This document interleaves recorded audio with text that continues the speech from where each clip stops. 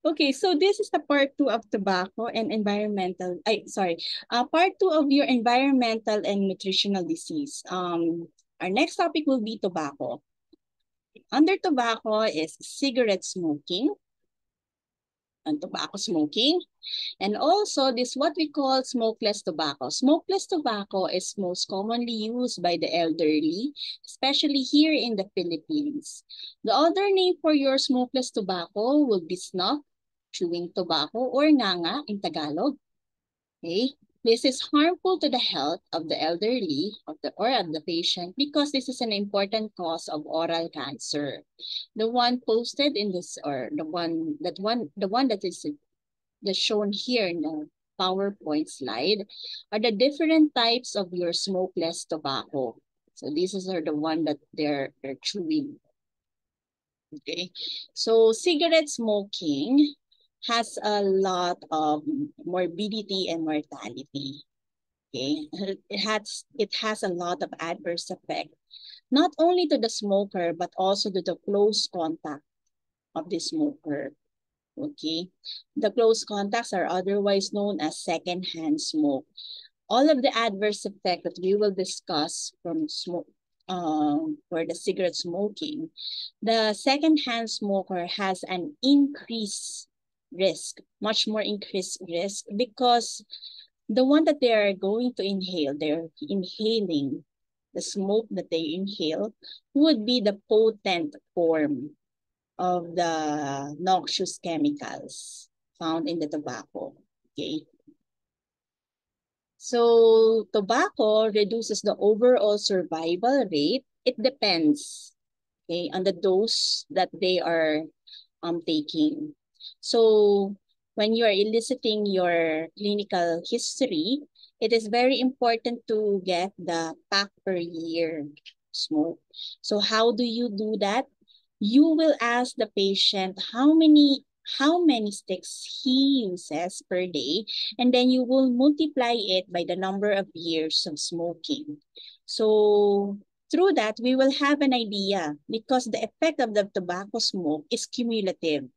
Okay, the longer he smokes, the lesser his survival, the lesser the survival rate of this patient would have. But the good news is that once the patient would stop smoking, the morbidity or mortality would reduce within 5 years. In tobacco smoking, there are a lot of noxious chemicals that are found. Okay, a lot. And one of the most common or the most famous noxious chemical is your nicotine. Nicotine is an alkaloid that is present in the tobacco leaves. And it is the one that is responsible for the addiction of the patient. Okay, the nicotine would bind to your acetylcholine receptors inside the brain, and then they would stimulate the release of the catecholamines from the sympathetic neurons. So what would happen to the patient? The patient would have an increased heart rate, an increase in blood pressure. So this effect is sometimes dangerous, especially to patients who are already have this atherosclerosis um, or have these heart diseases. Okay, the effects of nicotine would also affect the developing P2s because it would result to stillbirth, preterm birth with low birth weight, and they would have the brain development of these fetus will be also affected. So trivia. In the Philippines, the earliest that the Filipino would smoke would be 10 to 12 years old. Okay. So as early as that, the patients would start smoking. So, yun. That's the trivia. Okay, next. Let's talk about the effects of smoking and production of the cancer. As I have said before, all of these noxious chemicals would undergo um, metabolism from phase 1 to phase 2. The xenobiotics that I have discussed before, phase 1 and phase 2. And the most important enzyme is the CYP. Okay, the CYP would metabolize this noxious chemicals or these chemicals into water-soluble compounds so that it will be excreted. But remember that your cigarette smoke has a lot of noxious chemicals and not all of them would be metabolized into this water-soluble component. Some of them would transform into this electrophilic form, and then this electrophilic form would cause DNA mutation, and then they would not undergo repair. Okay, so these mutated DNA would transform into an oncogene, and this oncogene would replicate, and they would turn into lung cancer. So that's the pathophysiology of your smoking and lung cancer. So what are the other diseases of your smoking that are caused by your smoking? So other than lung cancer, there are other forms of cancers like your esophagus, pancreas, bladder, kidney, cervix, bone marrow. There are few studies or few case reports have been reported that are related to smoking, that this is liver and colon. And colon is the second most common cause of cancer death. Another is that the cigarette smoking has this direct toxic effect or direct irritant effect to your respiratory tract. So the cigarette smoke would cause or would elicit an inflammatory response by recruitment of your leukocyte to your lung with increased local elastase production, and then this inflammatory response would cause an injury to the lung tissue, leading to emphysema. Okay, emphysema, chronic bronchitis, and COPD. Another cause of your smoking or adverse effect of smoking is atherosclerosis. So if the patient has atherosclerosis, now this will sometimes lead to myocardial infarction or stroke. So the mechanism of this would probably due to platelet aggregation or inflammatory response that are caused by your smoking. Next is that the effect of smoking to the developing fetus. I already talked about this earlier. And then the effects of smoking has an increased risk of type 2 diabetes, rheumatoid arthritis, age-related macular degeneration, ectopic pregnancy, and erectile dysfunction. I have already discussed before the effect of secondhand smoking, okay, or the close contact of the patients who are smoking. They have this an increased risk compared to the patient who smoke because the one that they are inhaling is a more potent form of the noxious compound. So these are the tables that are found in Robbins. Okay, so these are the different or the other noxious compound or chemical compound that are found in your cigarette smoking. Sample lang to because there are a lot, at least 7,000 chemicals are found. Okay, so these are one of the common chemical compounds that are found in your cigarette smoke, and these are their effect to the body. So these are the different carcinoma, okay, the organ, and then the site of cancers, and these are the one who causes this cancer. Okay. So there is an increase or there is this an increased usage of electronic cigarettes within this past few years. So electronic cigarette, these are devices that would stimulate this cigarette smoking by delivering vaporized nicotine and flavorings. Okay, so they have these different flavors like the one shown in the picture. And the usage of this flavored electronic cigarette is what we call vaping. There has been an increased census among young adults. Okay, and it is said there has been a report last 2019 in America about an outbreak of vaping associated acute lung injury. However, further studies have found there is still a limited study about this. Okay, according to CDC, most of your e-cigarettes or vapes would contain nicotine. Okay, as I said before, nicotine is an addictive and toxic, especially to the developing fetus.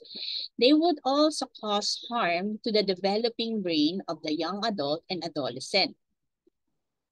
And this would continue into the early mid-20s.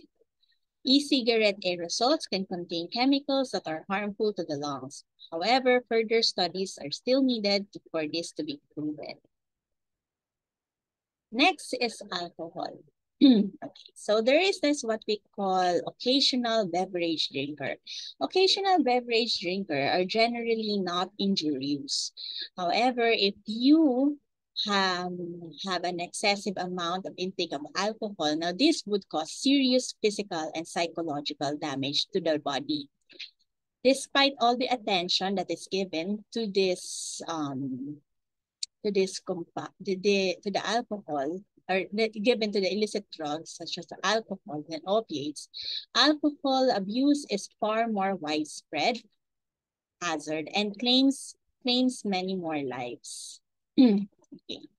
So according to the study done by your DOST, it is said that Filipinos, okay, 55.7% of the Filipino population are engaged in binge drinking.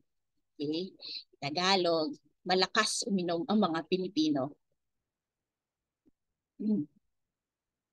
So, after consumption, ethanol is absorbed unadulterated in the stomach and small intestine, and then they will be distributed throughout the body in direct proportion to the blood levels.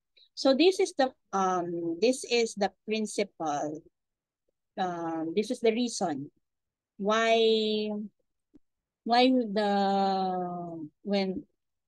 we can take the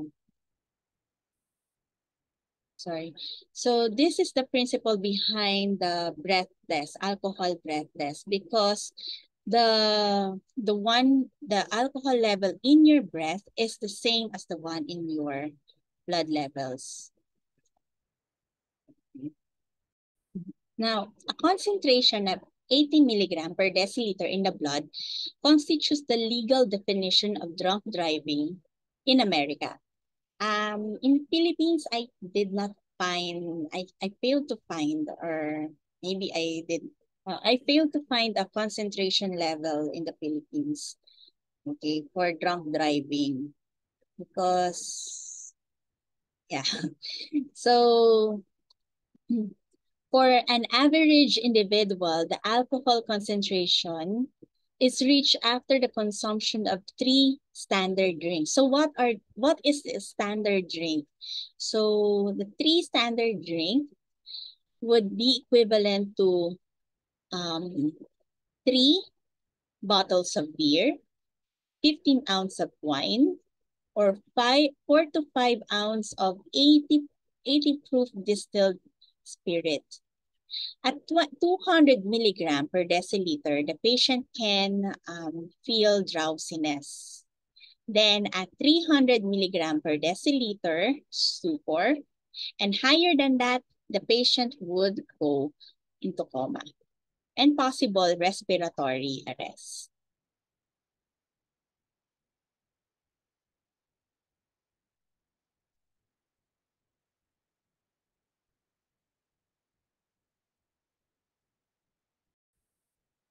So normally, normally, the alcohol in the blood is metabolized.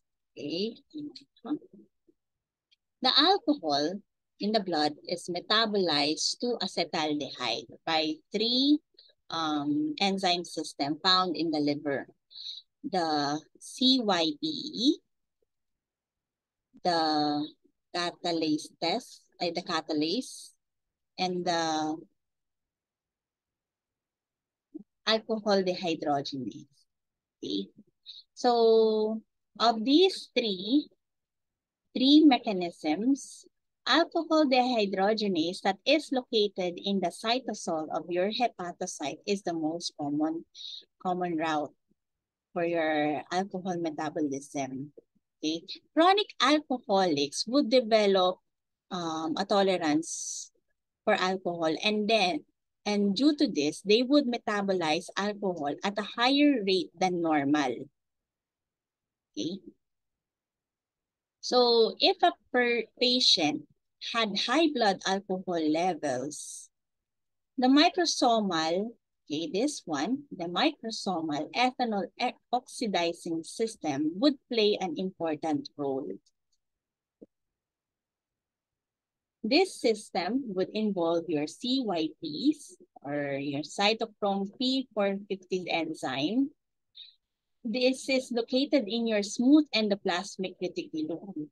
So this is the reason why alcoholics is susceptible to other compounds that is metabolized by this same enzyme system, like your drugs, like your acetaminophen, anesthetics, and carcinogens. Okay, so when alcohol is present in the blood at high concentration, it would compete with your other substrate.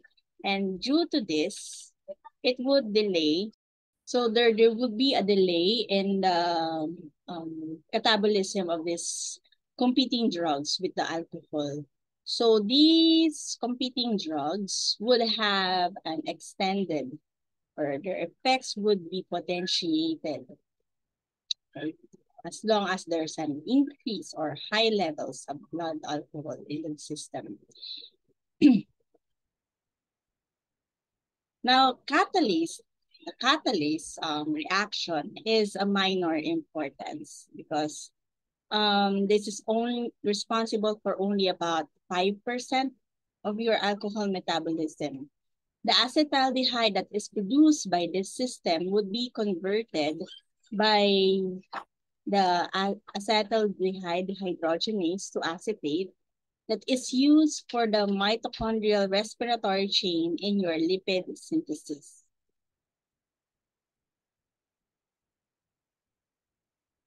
Now, there are several toxic effects from your ethanol metabolism. One of these are your acetaldehyde. Your acetaldehyde is a direct product of your alcohol oxidation, and these has many toxic effects, and it's responsible for the acute adverse effect of your alcohol. The efficiency of your alcohol metabolism varies depending on the population. And it also varies depending on the levels of your alcohol dehydrogenase and aldehyde dehydrogenase. So Asians have very low aldehyde dehydrogenase activity. Okay.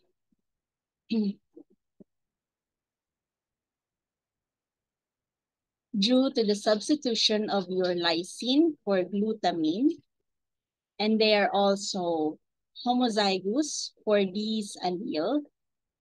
So patients that has a homozygous for these allele or gene, okay, would experience nausea, flushing, tachycardia, and hyperventilation when they are going to drink alcohol. Next, alcohol oxidation by alcohol dehydrogenase would cause the reduction of your NAD to NADH. Now, NAD is required for your fatty acid oxidation in the liver and it is also important for conversion of your lactate into pyruvate. So the deficiency would be accumulation of fat in the liver for the alcoholics. Next is ROS generation. So this is where your cytochrome P450 would come in. Okay, so the end product of your cytochrome P450, one of its metabolites would be ROS. And this ROS would cause lipid peroxidation of your hepatocyte membrane. And this would all alcohol would also provoke the release of endotoxin from the gram-negative bacteria, which is a commensal bacteria inside your intestine. So these endotoxin would stimulate the production of your tumor necrosis factor and other cytokines that would lead to hepatic injury. So what are the adverse effects of your alcohol? First, let's talk about acute alcoholism. Acute alcoholism would exert most of its effect in the brain. But it could also induce hepatic and gastric changes. The effect for this acute alcoholism is reversible. Okay. So for your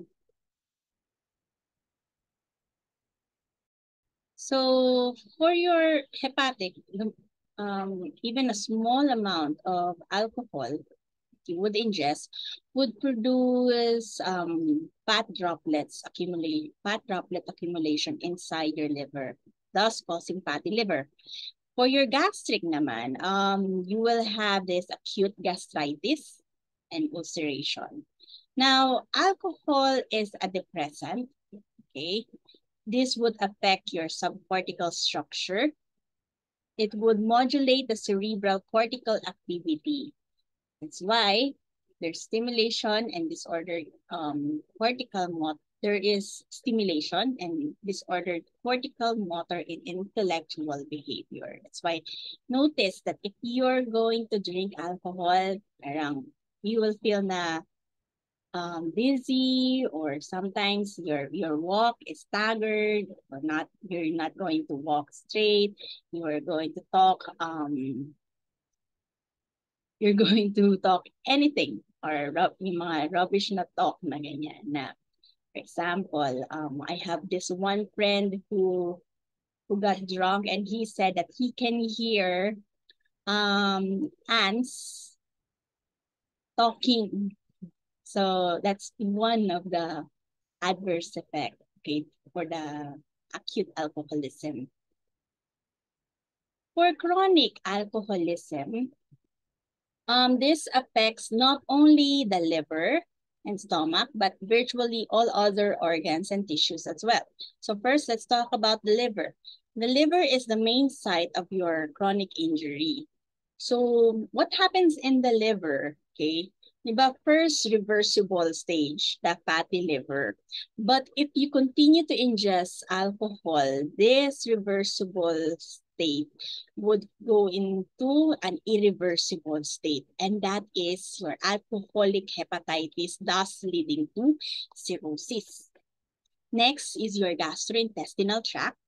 Okay, these can cause massive bleeding from gastritis, gastric ulcer, or esophageal varices. Now, esophageal varices could be secondary to the cirrhosis from your liver.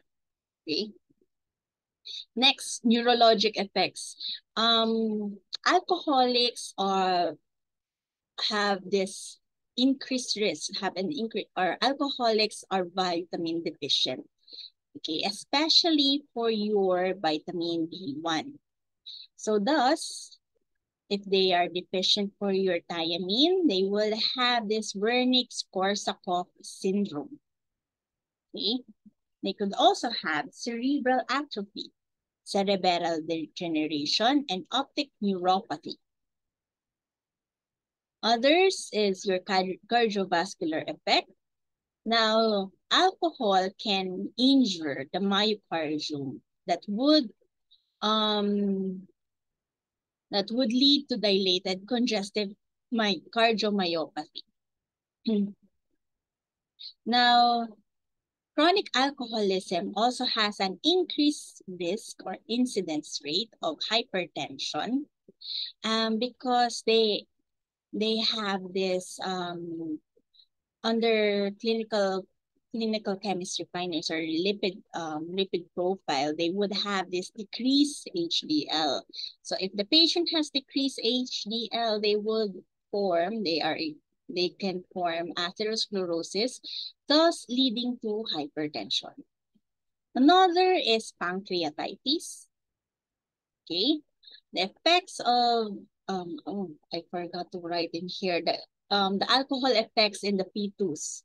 Okay, so the alcohol effects of the fetus during pregnancy and can cause fetal alcohol syndrome.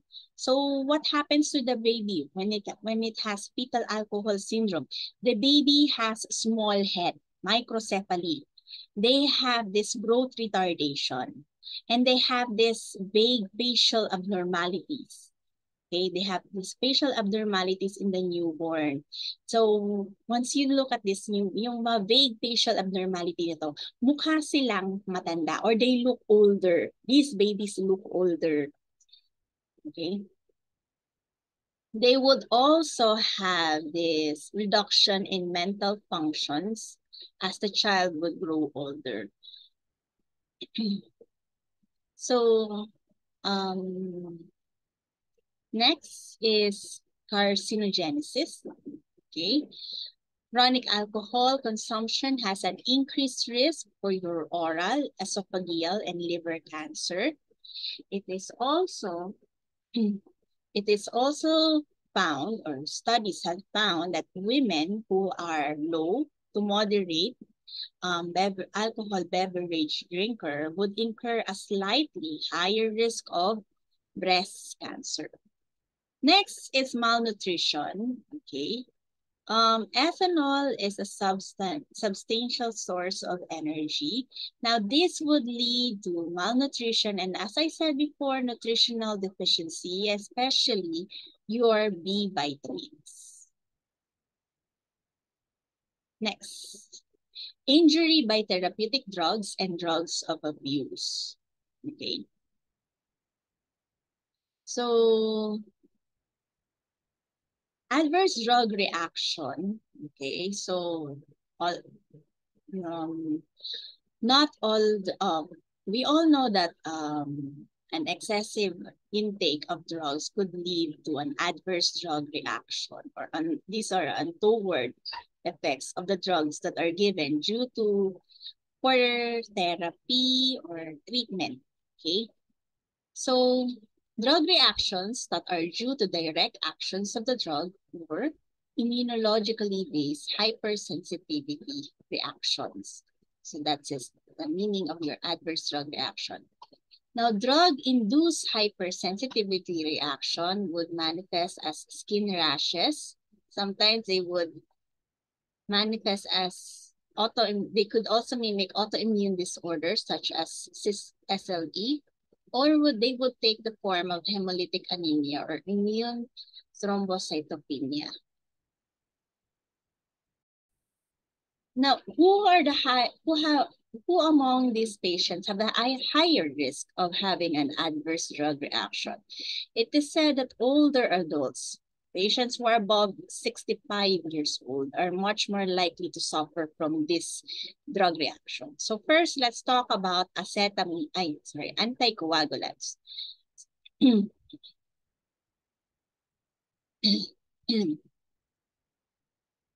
There are two drugs that are most frequently used as an anticoagulant. Okay, and most of this would cause adverse reaction. And these are warfarin and dabigatran. Now, in the Philippines, we use warfarin and Coumadin. Okay. Um, so warfarin is an antagonist of your vitamin K, while your dabigatran is a direct inhibitor of thrombin. Now, the complications for these anticoagulants would be bleeding, which this bleeding can be fatal, and sometimes they can cause thrombotic complications such as embolic stroke stemming from undertreatment. Warfarin is mura or inexpensive, and it is very easy to monitor through your PT test, INR. Okay, PT-PTT test. So, pharmacologic interactions of your dabigatran has not yet been described, but there has been many reports of bleeding complications. Now, the dabigatran is used to prevent thromboembolism in patients with atrial fibrillation and those who are high risk of thrombotic stroke. Next, menopausal hormone therapy. Okay, the most common type of this drug is are those drugs that has estrogen together with your progesterone. So this is taken together, estrogen together with the progesterone, okay? Because it is said that if you only take estrogen alone and estrogen alone, there is an increased risk of uterine cancer.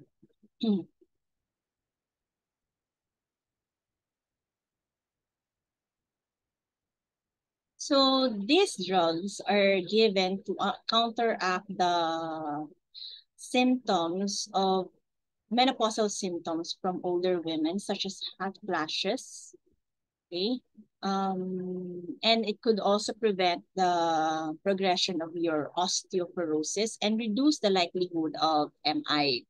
That's why MHT is given to elderly or menopausal women. So,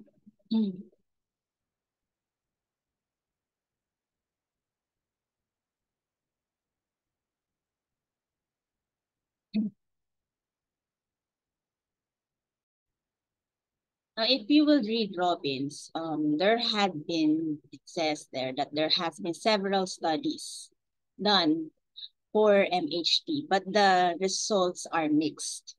Okay, so these are the current risk or benefit that most of these results are in favor of. First, the combination of your estrogen progestin would increase the risk of breast cancer after a median time of 5 to 6 years. This is in contrast to only estrogen alone because there is a high risk, much higher risk. So next is MHT, or this treatment therapy has a protective effect on the development of atherosclerosis and coronary disease in women younger than 60 years old. But this protective effect does not cover those patients who started the therapy at an older age. Next, this increases the risk of stroke and venous thrombosis and embolism, deep vein thrombosis, including deep vein thrombosis and pulmonary embolism, DVE. Okay. Next is oral contraceptive. So many women would use hormonal contraceptive, okay, as a contraceptive as a contraceptive and sometimes as a treatment for PCOS. Okay? So oral contraceptive or sometimes acne. They also take oral contraceptive as a treatment for acne. So oral contraceptive always contain a synthetic estradiol and variable amounts of progestin. But there are some preparation that contains only progestin. So these could be either in the form of pills or sometimes in patches. Okay, so there are several theories before on the use of your oral contraceptive. First is breast carcinoma. Okay, it is said that oral contraceptive does not increase the breast cancer incidence rate of your breast cancer. Okay, it is said before that if you take oral contraceptive, you will have an increased risk, but now it's not true. Next, endometrial cancers and ovarian cancer. Is this true? Now, oral contraceptive has a protective effect against this tumor, and this protective effect could last for decades after the cessation use of oral contraceptive. Cervical cancer. Oral contraceptive use increases the risk of your cervical carcinoma, especially in women infected with HPV. Okay. Next, thromboembolism. It is said that there is an associated twofold to fourfold increased risk of venous thrombosis and pulmonary embolism due to the hypercoagulable state that is induced by elevated hepatic synthesis of coagulation factors. So it's true. Next, cardiovascular disease. It is still uncertain about the risk of atherosclerosis and myocardial that could relate to the use of oral contraceptives. Still questionable. Next, hepatic adenoma. There is a well-defined association between the use of your oral contraceptive and this very, very rare benign tumor. Next, acetaminophen. Okay, this is the most commonly used analgesic. Okay, in the Philippines. Okay, so acetaminophen overdose. What is the most common cause of acetaminophen overdose? One of the most common cause in studies is intentional or suicidal attempts using acetaminophen. So they're going to take large doses of acetaminophen. So if you're going to take acetaminophen in therapeutic dose, 95% of them would be excreted in the urine. As glucuronidase or sulfate conjugates. The rest, 5% would undergo the CYP phase 1. Okay, from the phase 1, it will be metabolized to NAPQI. Okay. So this NAPQI is a highly reactive metabolite. This normally conjugates with your GSH. Okay.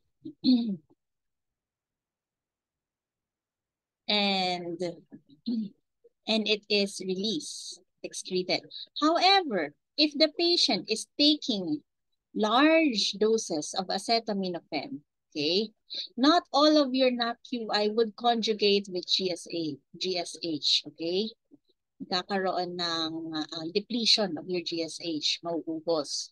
So the rest of the NAPQI that is not conjugated with your GSH would accumulate to your liver and causes a centrilobular necrosis. And this will sometimes lead to liver failure.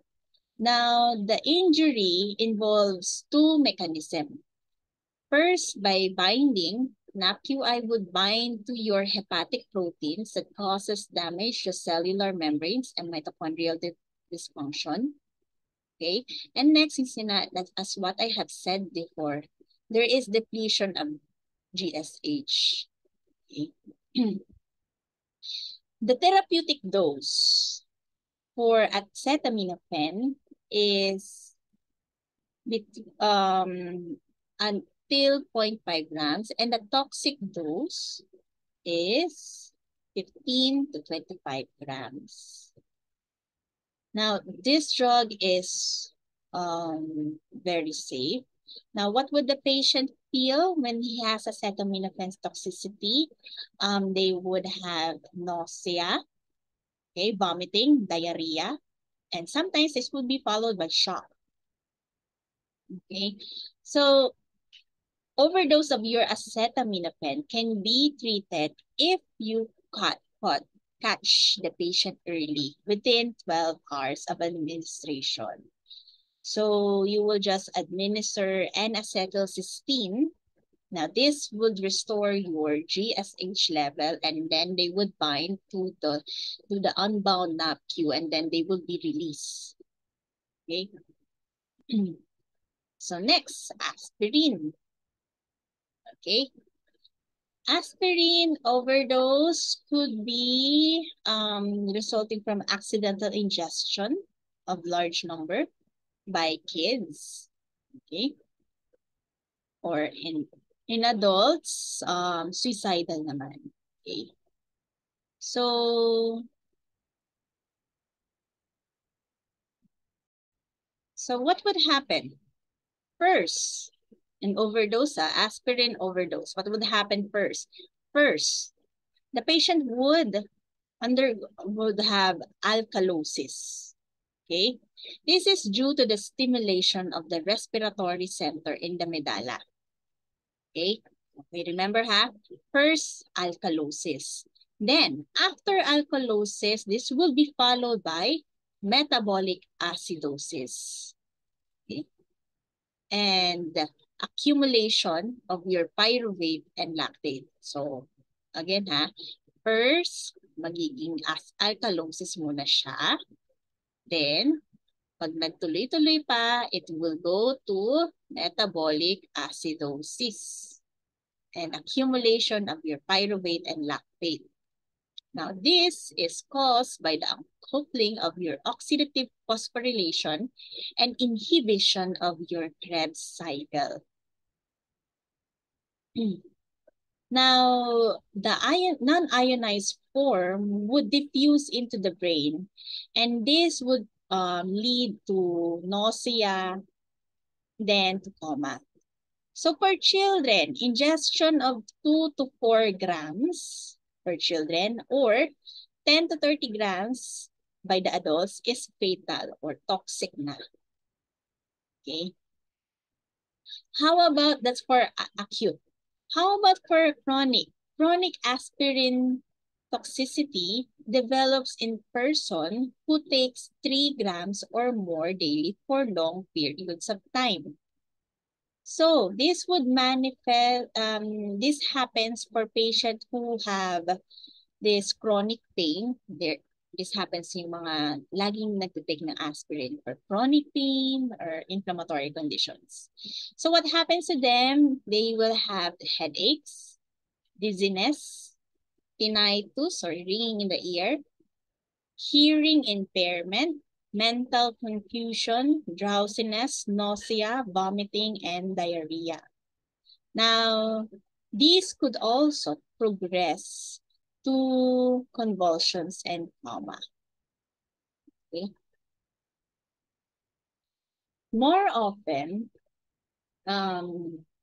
sometimes this would also produce gastrointestinal bleeding that would lead to erosive gastritis and sometimes ulcer. On the skin, you will have petechial hemorrhages. Okay. And petechial hemorrhages. Next, injury by non-therapeutic agents, or these are most commonly mga droga, pinagbabawal na gamot. Okay? Illicit drug abuse. First, cocaine. Okay? This has become known due to the show from Netflix, Narcos. Okay? Narcos is the cocaine king. Okay. So, cocaine is extracted from the leaves of coca plant. Okay? And it's usually prepared as a water-soluble powder, cocaine hydrochloride. Now, this is sold in the street as a in its diluted form with talcum powder, lactose, and other look-alikes. Okay? So, the patient could either snort this, okay, or inject it intravenously, or you can ingest it by dissolving it in water. So the crystallization, other name for cocaine is crack, because yung crystal, yung pure alkaloid would yield to these nuggets of crack. So pag ano siya, nagkakaroon ng sounds, they would have this cracking or popping sound. That's why the other name for cocaine would be crack. So yan na. So yung crystal form ng cocaine, pag ininit mo or you heated it, it will have this popping sound na nagka-crack, crack, crack, or ano, yung pop. So that's why it's called cracks, yung other form ng cocaine. So mas potent yung crack compared sa powdered form ng cocaine. So if you snort or ingest cocaine, you will have this intense euphoria and other neurologic stimulation, making this drug very, very addictive.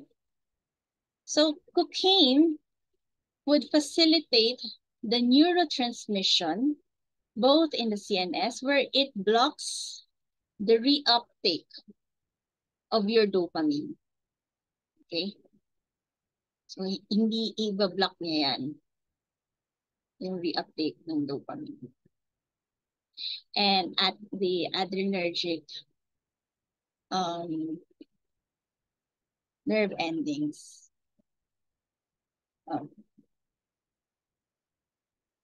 So it blocks the reuptake of both norepinephrine and epinephrine while stimulating your presynaptic release of your norepinephrine.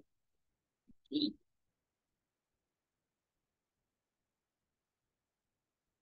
So what are the effects of your cocaine? First, the cardiovascular effect. This is the most serious side effect of this drug. Okay, because this is related to the sympathomimetic activity due to the blockage of the reuptake of your epinephrine and norepinephrine. So the effect of this results in excess stimulation that is manifested by tachycardia. Okay, kaya sympathomimetic. So lahat ng mga tachycardia, hypertension, and peripheral vasoconstriction. So due to this, okay, so nagkaroon ka ng peripheral vasoconstriction, hypertension, this could lead to myocardial infarction. Okay, sometimes stroke. Pwede rin.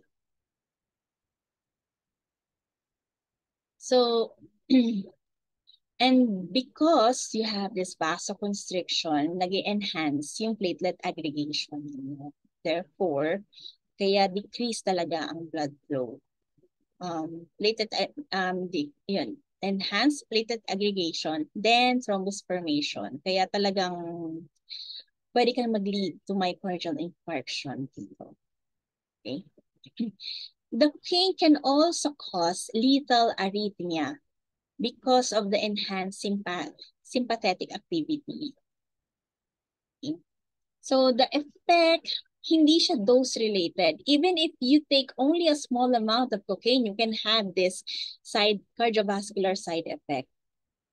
So there are studies, and the effect could be further increase, especially kung ang patient ay naninigarilyo or cigarette smokers. Next, CNS. The most common effects for the CNS will be hyperpyrexia and seizures. Pregnancy. If a pregnant woman uses cocaine, there will be a decrease in blood flow. Kasi nga, di ba, nagkakaroon ng vasoconstriction. So, decreased blood flow sa placenta.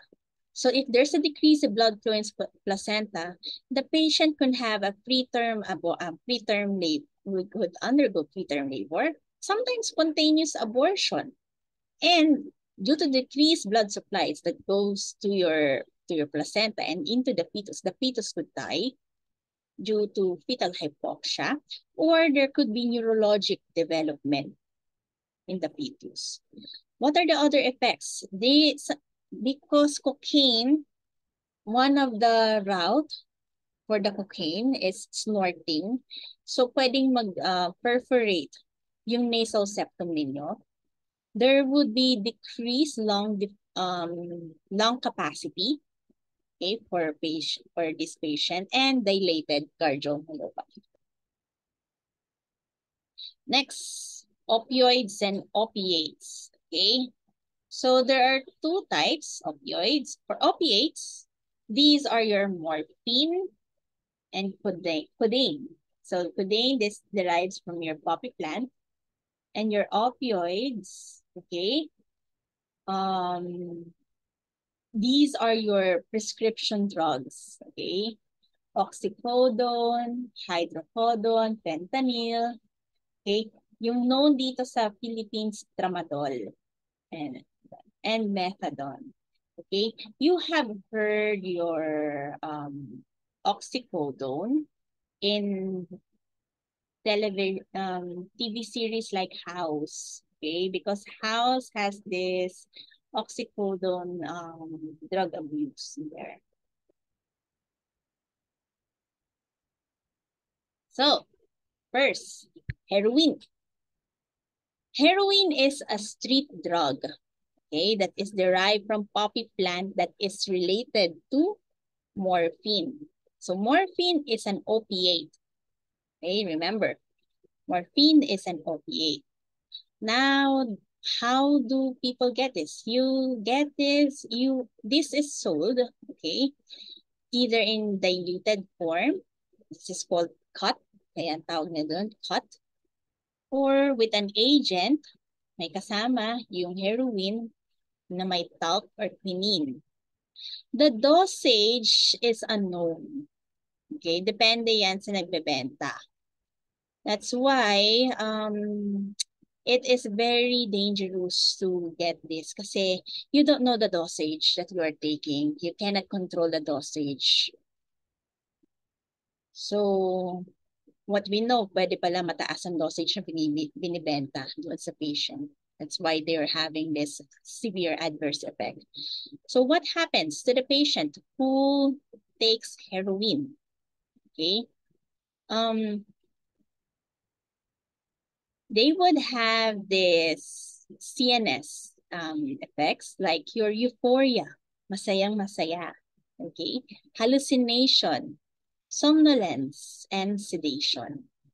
So they have a very wide range of other adverse physical effects that is related to your pharmacologic action of the agent, reactions of the cutting agent or contaminants, hypersensitivity, reaction to the drug or its adulterants, or the disease contracted incident due to the use of your contaminated needles. Okay? So, pwede kang dito yung mga, yung mga needle-borne diseases like AIDS, HEPA.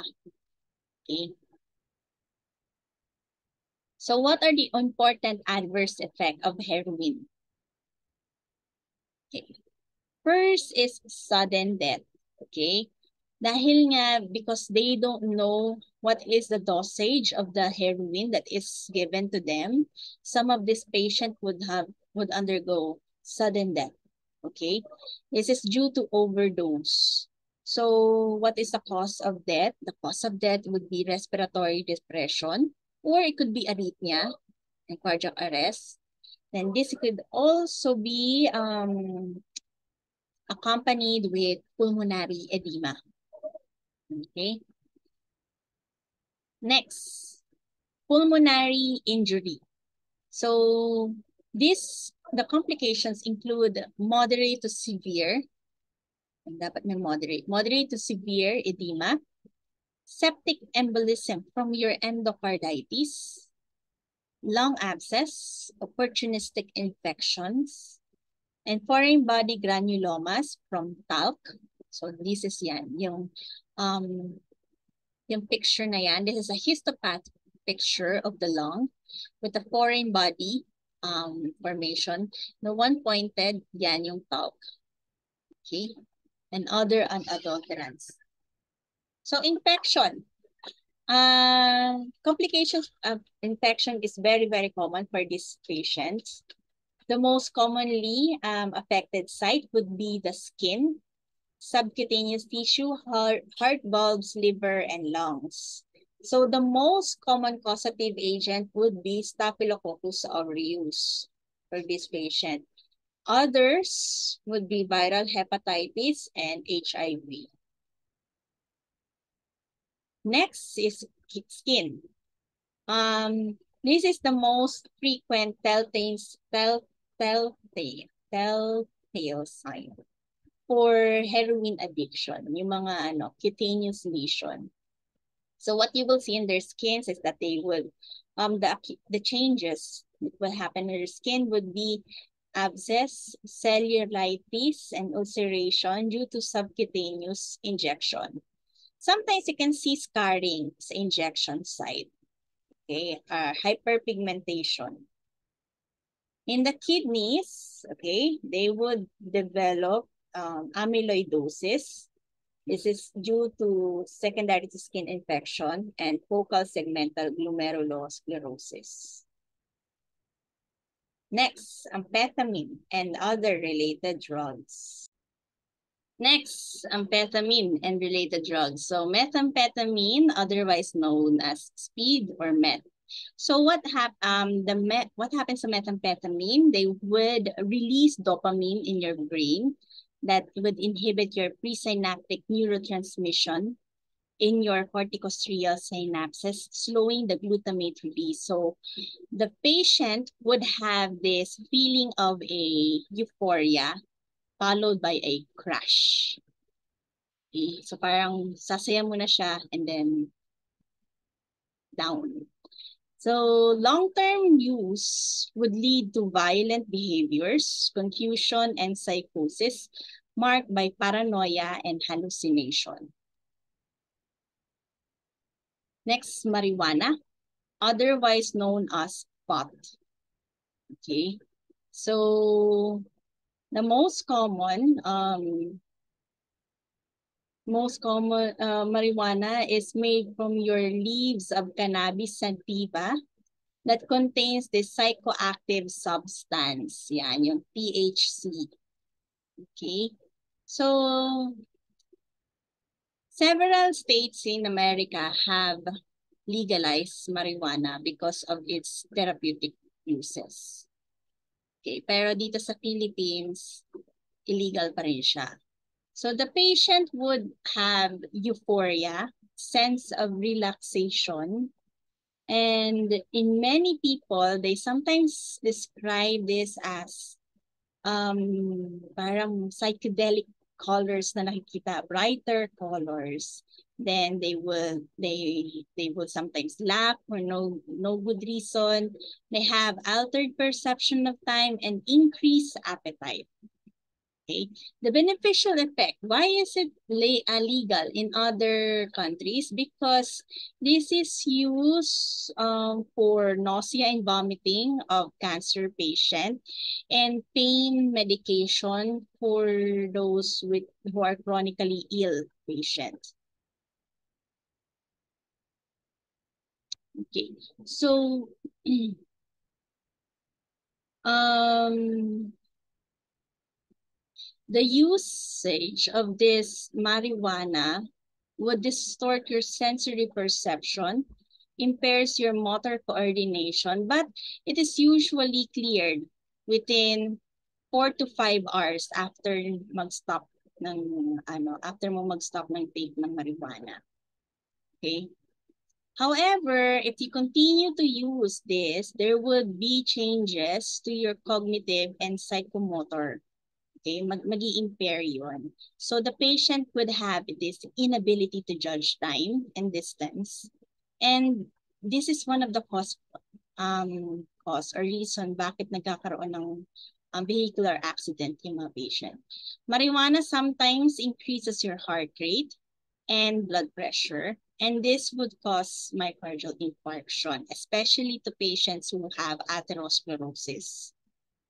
Now, the respiratory system is also affected by causing laryngitis, pharyngitis. Okay, I think it's in the it's next one, sorry.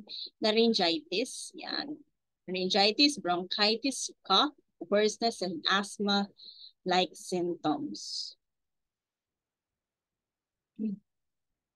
Now, smoking of this marijuana, kasi look at the picture, okay? Looks like a cigarette smoke. Now, this is associated with a threefold increased amount of your tar inhaled, and this tar is retained inside your lungs.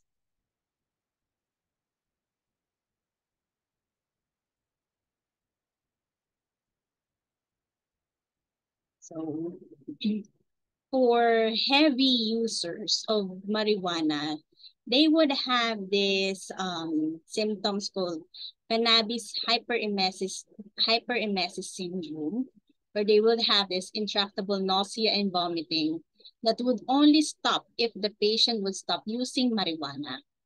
Patients also have problems in their sleep, okay, and sometimes in their mood, if they have stopped, ito na yung withdrawal symptoms, okay? So if they stop using, sa second week, up to 2 weeks na nag-stop sila, they would feel these symptoms, mood and sleep difficulty. So ito yung mga withdrawal symptoms. So what are the other drugs? Other drugs. So these are the other drugs that are that belongs to the illicit drug use. Okay, next, injury by physical agents. Okay, first is mechanical trauma. Okay, so mechanical forces that inflicts injury to the person. So any type of injury, pwedeng matamaan ka lang, masuntok ka, masaksak, or sorry, I should talk in English.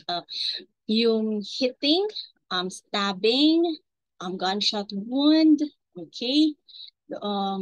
Those are the examples of your mechanical trauma. So the injuries that would happen, that the patient can get would be abrasion, contusion, laceration, incised wound, or punctured wounds. Okay. So all soft tissues react. So these mechanical trauma, okay, is what the forensic pathologies studies, okay. Example, for my crime, okay, they have to study the exit and entry wound ng bullet, okay, what type of weapon that was used to to stab the patient. Okay, so nowadays, okay, molecular methods is used to test and detect the presence of foreign substances. Another trivia, Philippines has only have 2 forensic pathologies. Okay, only 2. Next, thermal injury. So any injury, both not caused by excessive heat or excessive cold, would cause thermal injury. So first, let's talk about excessive heat. Thermal burns, okay? So thermal burns, these are, these were taken from fire or by scalding, okay? The clinical significance of the burn injury would depend on the following factors: the depth of the burns, the percentage of the body surface involved, internal injuries caused by inhalation of hot and toxic fumes, and promptness and efficacy of the therapy. Before, we used to classify burn from first degree, second degree, third degree, and fourth degree. But now, it has been changed, okay? So this is the layer of the skin. Okay. So superficial burn, before it is known as first degree, it is only confined up to the epidermal layer, up to the epidermis, talking brown to the ass. Wait. Okay, this one. Okay, confined to the epidermis. Next, partial thickness depends. Is it superficial or deep? Okay, for partial thickness, this is injury up to the dermis only. Okay, kung hanggang dito, first half superficial, second half deep. Next, full thickness burn.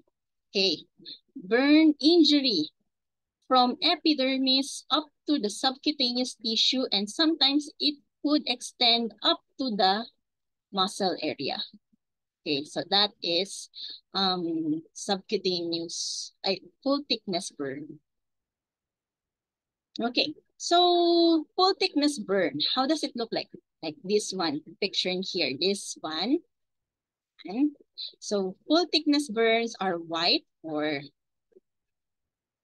so full thickness burns, they are rosely seen as white, dry. Okay, they are painless because, look, di ba? Full thickness up to here. Kasama na yung nerve endings mo. Damage na rin yung nerve endings. That's why the patient cannot feel pain. Okay? Pag partial thickness burn, okay, they are pink or sometimes with mottled blisters, and they are painful because the superficial burn up to here lang, your nerve is still intact. Nerve fibers intact pa yan, nandito sila. Okay, kaya painful. And histologically, okay, the tissue would reveal coagulative necrosis. On the adjacent tissue, yung unaffected area, there would be marked exudation and inflammatory cells. Next. Okay. So, shock, sepsis, and respiratory insufficiency is the greatest major complication sa burn patient. Especially if the burn is more than 20% ng body surface. That's why I said before, look, no, not this one. Okay. One of the significance or one of the important factors to consider for your burn injury is the percentage of body surface. Because if more than 20% is affected, this patient would undergo shock, sepsis, and respiratory failure. Why? Because your blood vessels are leaky at this time. Leaky blood vessels. Samahan nyo pa ng systemic inflammatory response syndrome. Okay? The patient would undergo sears. That's why this would lead to shock, okay, and sepsis. So, leaky yung blood vessels mo dito. There would also have generalized edema, okay? Kasi leaky nga yung blood vessels, dilated. So, the fluid inside the blood vessels will go out. Okay? So, lahat ng mga edema, makikita nyo na dyan. Okay? And since you will have this pulmonary edema, you can have respiratory insufficiency. Okay. So, what happens?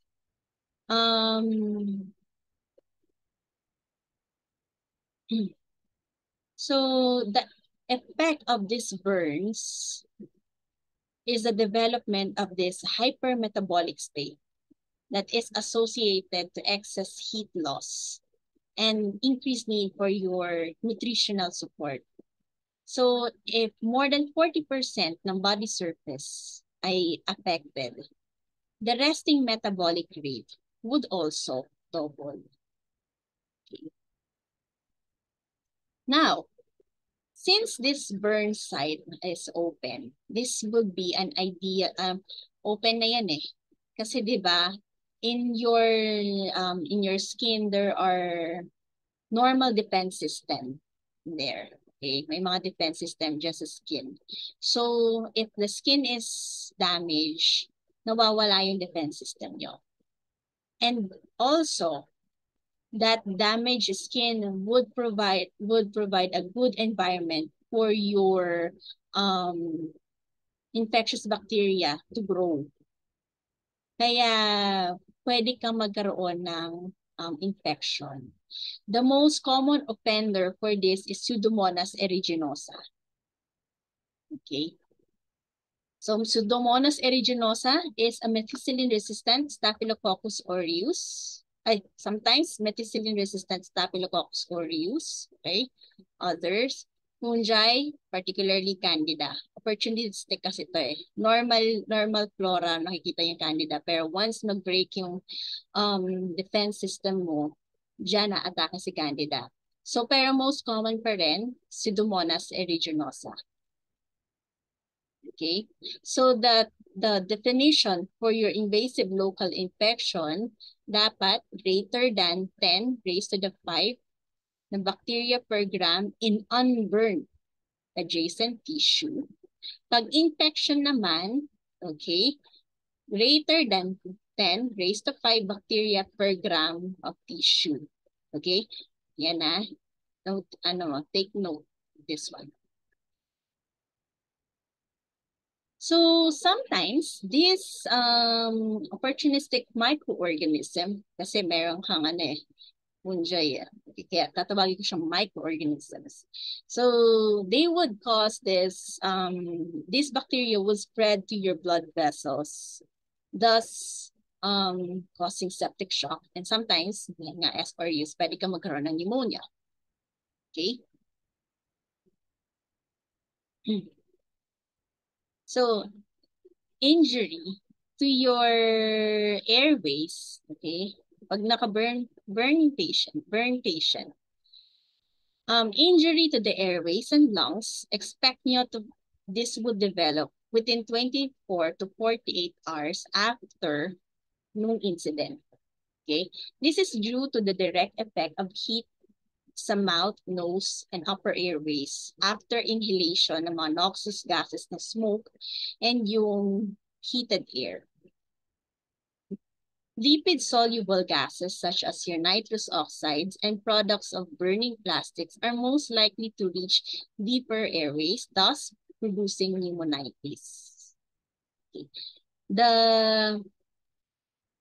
Ito na yung parang healing na. Okay?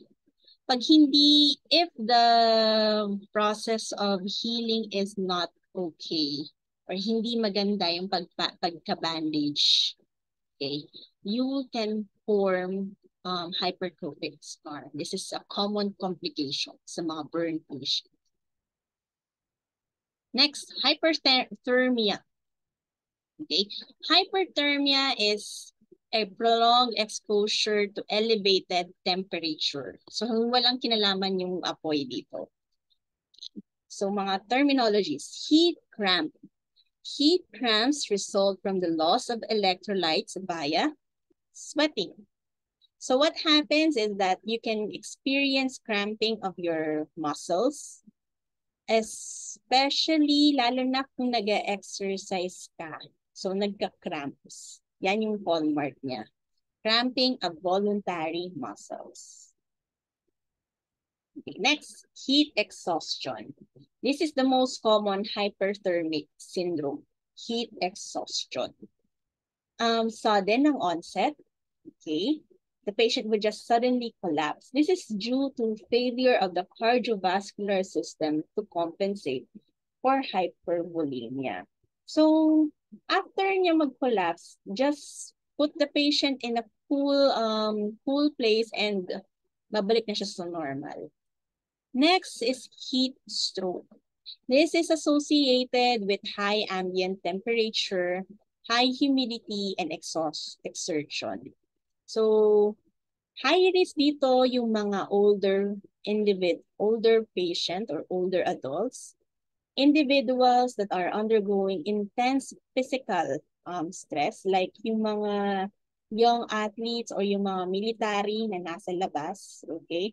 Or persons with cardiovascular disease. So, if you have received news na while having yung mga soldiers doing their field work, suddenly collapsed and died, ito yon, heat stroke.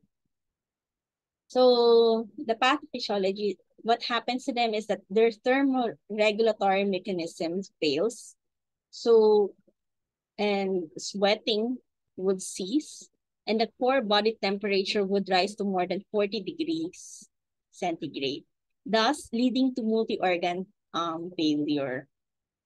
So the hyperthermia is accompanied by marked generalized vasodilatation and peripheral cooling of blood. Thus, talagang magkakaroon ng problems sa circulatory blood volume, so blood pressure. So others would be hyperkalemia, tachycardia, arrhythmia, and other systemic effects. So the skeletal muscle, okay, they would exacerbate the hyperthermia, thus leading to muscle necrosis, otherwise known as rhabdomyolysis. Okay. So there is this one gene, okay, the ryanodine receptor, or there's this receptor, okay. So yung this rhabdomyolysis phenomena, or yung nag-happen na ito, this is because yung nitrosylation ng ryanodine receptors, or RYR1,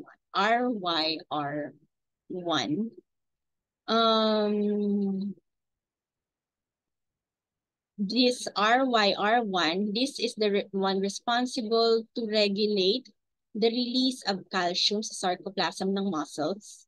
So this is the range, okay? And dahil sa heat stroke, mas lalo pang hindi siya nagpa-function. So ito yung culprit for having rhabdomyolysis. Okay. Next, malignant hyperthermia. This is not related to temperature, increased temperature, but rather patients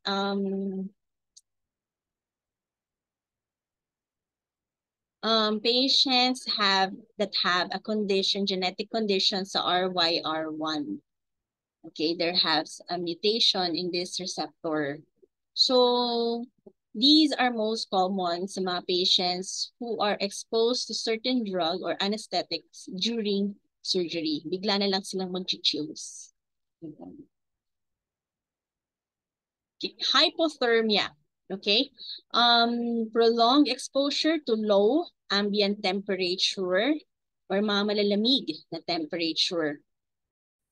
Okay, this is most commonly seen sa mga homeless. Okay, sometimes mga nababasa or having this wet clothes, or this can sometimes be exacerbated if basa ka na nga, then you have an alcohol intake. So vasodilatation. that dilatation ng superficial blood vessels. Okay, so dilatation would hasten the lowering of your body temperature. So if your body temperature reaches 90 degrees Fahrenheit, you will have loss of consciousness. This is followed by bradycardia, then atrial fibrillation. Okay, so that's why if you have yung mga malalamig yung temperature, tapos you want to loss of consciousness, this is the one. There are two mechanisms where the hypothermia can cause injury. First is the direct effect, okay? This is mediated by physical disruption within the cell by high salt concentration. Next is indirect effect, okay? Results from circulatory changes. Now, slow chilling may induce vasoconstriction and increase vascular permeability, thus leading to edema and hypoxia. So, example, yung mga soldiers na matagal or they exposed to long exposure to walking in waters. Okay. Next, electrical injuries. This is very fatal. And this often arises from contact with low voltage currents, yung low voltage currents that are found in our home, and yung mga high voltage currents, yung mga electrical lines or lightning. Okay, the injuries can be two types: burn and ventricular fibrillation, or cardiac and respiratory center failure.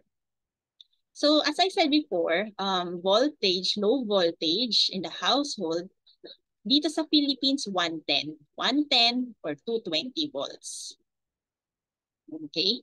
Now, this would generate enough heat to produce burns at the site and entry of entry and exit. So parang bullet wound.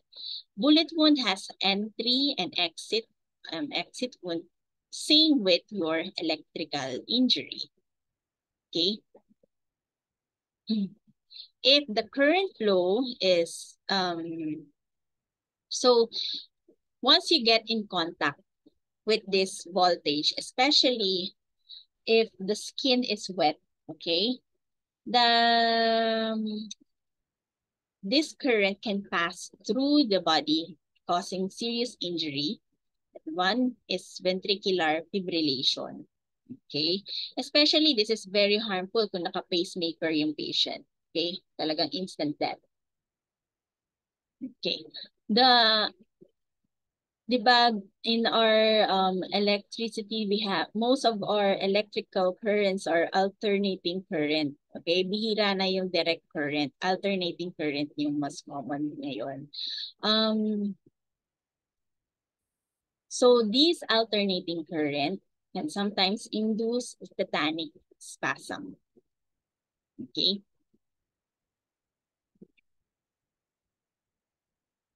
So yeah, lightning is a classic cause of your high voltage and electrical wiring. Okay. Injury produced by ionizing radiation. Okay.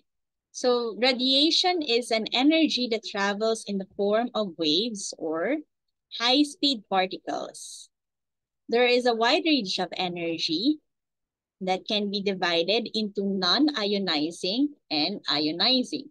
Yung non-ionizing radiation, yung nandito, okay, sila yung mga UV, infrared light, microwave, and sound waves. They move the atoms in a molecule or cause them to vibrate.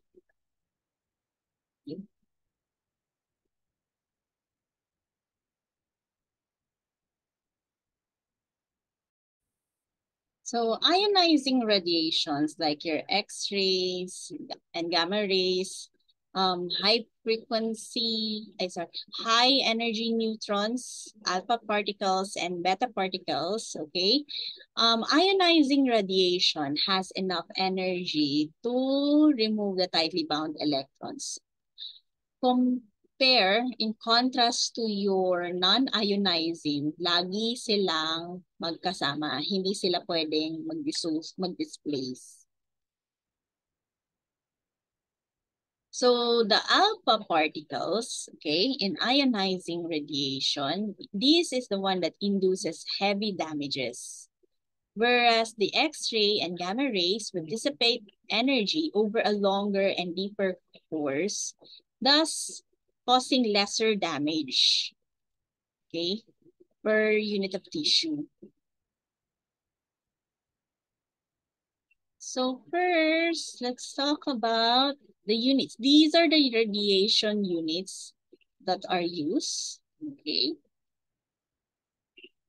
So these are the main determinant biologic effect of ionizing radiation. First is the rate of delivery, okay? This significantly modifies the biologic effect. Fractionated dose of your radiant energy has a cumulative effect only to that extent. And repair during the repair of your cells would be incomplete. Okay? So, depende din. So, field size, depende din kung gaano kalaki yung radiation effect on the body surface. Okay? That's why they kino-cover nila yung some parts of your body.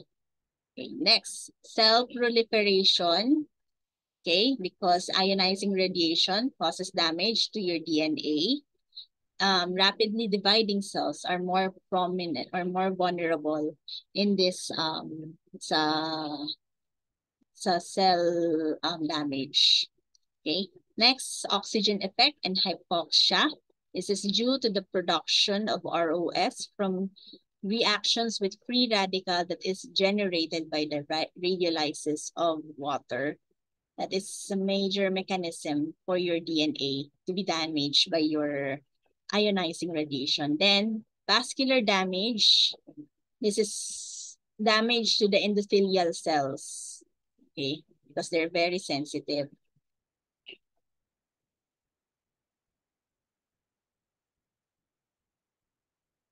So what happens, okay? What happens to the injury, morphology? Okay, so these are the morphologic changes secondary to radiation damage. Okay, so first, let's talk about dun sa pinakamaliit or smallest part, the chromosomes. Okay, the changes to your chromosomes. What if the DNA mutation nakalagpas siya sa TP53 or si mga genome, yung mga pang ano, yung guardian of the genome, this the TP53 T3 did not see this. So you will see double-stranded DNA breaks. Okay, in the chromosome, you can see deletions, translocation, and sometimes fragmentation. Okay, so ang mangyayari, what happens to the mitosis, the spindles would become disorderly. And then, okay, from the chromosome to the to tissue yung natin description. Then, if there's a damage to your mitotic spindles, the nucleus will sometimes swell, then condense or clump. There would be clumping of your chromatin. Okay, then apoptosis would occur. Okay, so yun. You can also see several abnormal nuclear morphologies in the cytogenetic studies.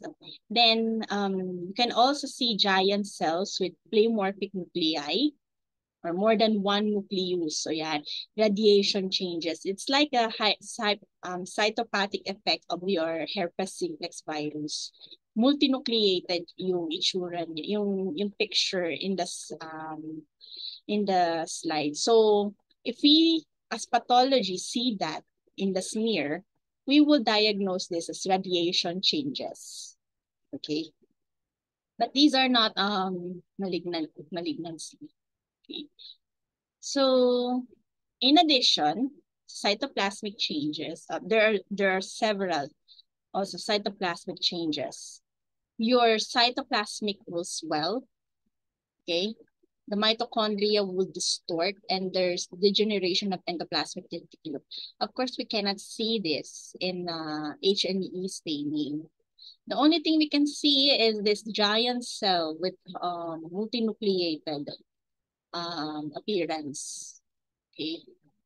So it is very important for us pathologists to know the history of the patient, because if we do not know the history that the patient the patient has undergo radiation therapy before, we might think na is this could be a herpes simplex virus changes. So yun, it is very important for us to know the history, because giant cell nucleus with multinucleated nuclei, giant cell with multinucleated nuclei has several implications or several indications. For your vascular changes, okay, you can have there could be interstitial fibrosis, okay. So your blood vessels um would only show dilatation. Okay. There could be degenerative changes. Okay. Endothelial swelling, vacuolation, sometimes even necrosis. And sometimes affected blood vessels could even rupture or thrombose. So those are the vascular changes. So total body irradiation. These is the radiation exposed to large areas of the body. Okay. And to even very small doses of radiation that may have could cause radiation, devastating effect. Okay. So one SB would produce minimal symptoms or sometimes none. Then if there is a higher level of exposure, dyan papasok yung acute radiation syndrome. Okay. So this would involve the hematopoietic, the blood, hematopoietic, GIT, and brain. So acute effects on hematopoietic lymphoid system, okay, because bone marrow is very sensitive sa radiation, okay. At high dose levels and large exposure would produce severe lymphopenia within hours alone, okay, and shrinkage of your lymph nodes and spleen. Okay, so this is most common sa mga cancer patients that are undergoing radiation therapy. That's why they were given erythropoietin as medication if they're going to have radiation treatment. Kasi this is one of the cause. Okay? Erythropoietin, then granulocyte injections because, okay? So this will directly kill your lymphocyte. That's why your cancer patients are immunocompromised even if they're undergoing radiation therapy. Okay? So the lymphocytes will be killed even if they're in the circulation already. That's how devastating the effect of radiation, especially to mga cancer patient. Okay. The acute effects, as I said before, bone marrow is very sensitive to radiation. And the acute effects is that the granulocyte, the platelets, and the red cell would have this increased half-life. Okay, so after brief rise, okay, so once na nakapag-recover na siya, there will be a brief rise.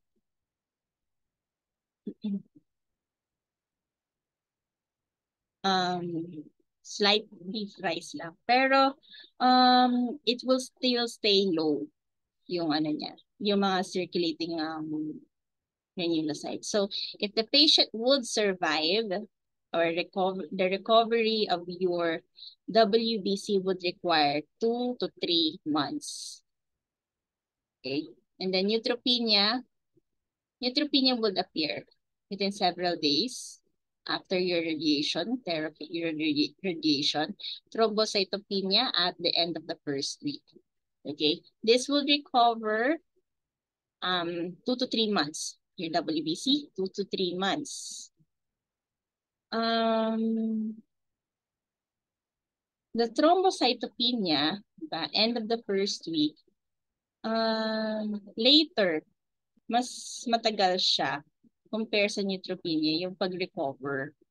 Okay. Anemia would appear 2 to 3 weeks and could persist for months. That's why they're given erythropoietin. Next is fibrosis. This is the most common consequence of radiation therapy. So if we're going to see tissue samples, okay, they will have this multinucleated or cytopathic radiation changes to the cells, and these cells would have extensive fibrosis. Okay. Next is DNA damage and carcinogenesis. Okay. So the ionizing radiation can cause multiple types of DNA damage. Okay. So these damage would include this one. Okay. The most serious damage would be the one in yellow. Okay. So the two types of mechanism to repair this double-stranded breaks would be this one. Okay. Then the yellow one is the most common pathway for the repair of your double-stranded breaks. So there's also a risk of developing another cancer after exposure to radiation or developing a new cancer. Okay, so since bone marrow is very sensitive, they can sometimes develop leukemia. Sometimes solid tumors in several organs like your thyroid, breast, and lungs. So radon gas. Okay, radon gas.